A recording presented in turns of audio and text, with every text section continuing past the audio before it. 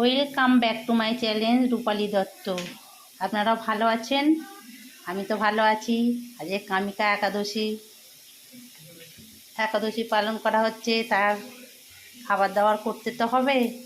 তাই এই যে এটা হচ্ছে কিশমিশ ভাজা হয়েছে, কাজু বাদাম চীনা বাদাম ভেজে নেওয়া হয়েছে। এবারে আলু ভাজা হচ্ছে। এটা ভাজা হয় গাওয়া ঘি দিয়ে ভাজছি।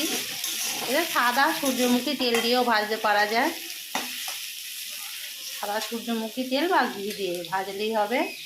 এই আলুটা ভাজার পর এই সাবুটা ভাজা হবে। সাবুটা ভেজানো রয়েছে।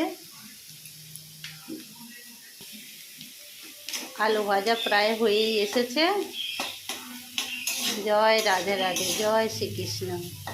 হরে কৃষ্ণ হরে কৃষ্ণ কৃষ্ণ কৃষ্ণ হরে হরে হরে রাম হরে রাম রাম রাম হরে হরে। আলুগুলো ভাজা হয়ে গেছে। আলুর ওপরে সাবুগুলো দেয়া হয়ে যাচ্ছে।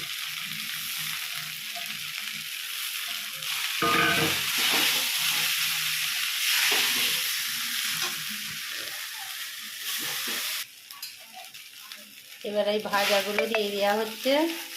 কাজু কিশমিশ চীনাবাদাম এটা দিয়ে দিচ্ছে। হালকা করে একটু নুন আর একটু মিষ্টি দিয়ে দিলেই একাদশী খাবার তৈরি।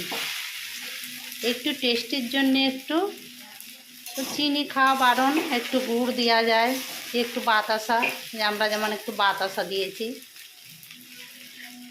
একটু বাতাসা বা একটু সিন্দুক লবণ দিলেই তৈরি হয়ে গেছে একাদশীর খাবার। খুব চটজলদি এই খাবারটা তৈরি হয়ে যায়।